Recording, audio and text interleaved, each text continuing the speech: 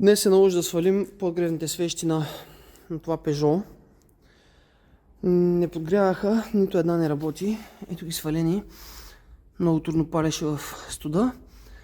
Сега искам да ви кажа накратко каквото всъщност трябва да разглобите, за да може да ги извадите.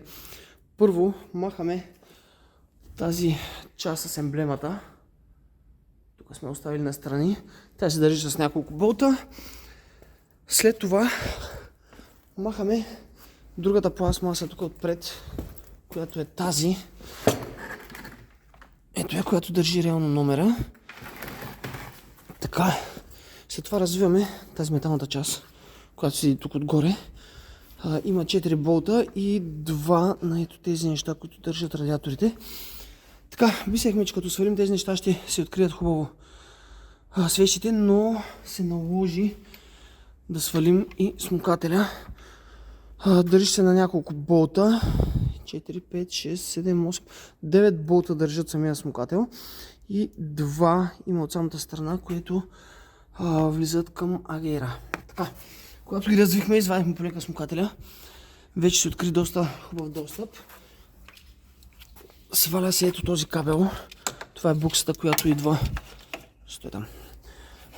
Която идва ето тук. Махаме я и развиваме тези неща са с по една гайка хванати за самите свещи.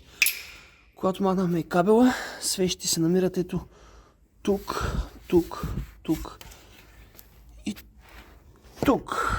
Така тази не се вижда, но да. За наше очудване успяха да се развият и 4-те без запъване. Сваляме ги и ги сменяме. Общо взето това е всичко, което трябва да разглобите, за да имате достъп до самите свещи. Мислех, че ще е доста трудно, но сравнително разглавянето е лесно. Сменяте ги и закачате всичко наново. Сега искам да обърна внимание на още едно нещо. Има малко разногласие на тази тема. Дали развиването на свещи трябва да са на студен двигател или на топъл двигател. В случая тези се развиха супер лесно. Запалихме буса, загряхме го до работна температура.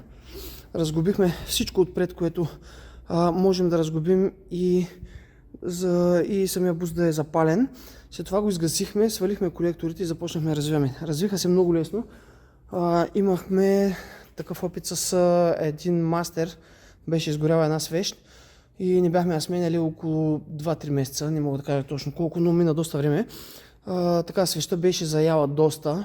Не можа да се развие и се скъса. Но ние я развивахме на студен двигател. Така че според мен, вие вече може да прецените, но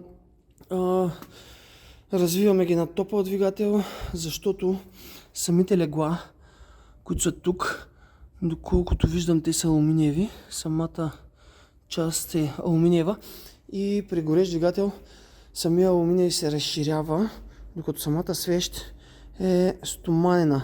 Тя се разширява по-трудно, затова при загрят двигател свещта остава свита, а гнездото се предполага, че леко се разширява. Затова предполагам, че излизат по-лесно, но вече това е ваш избор дали на студен или на топъл двигател. Трябва да се опитвате да ги развивате.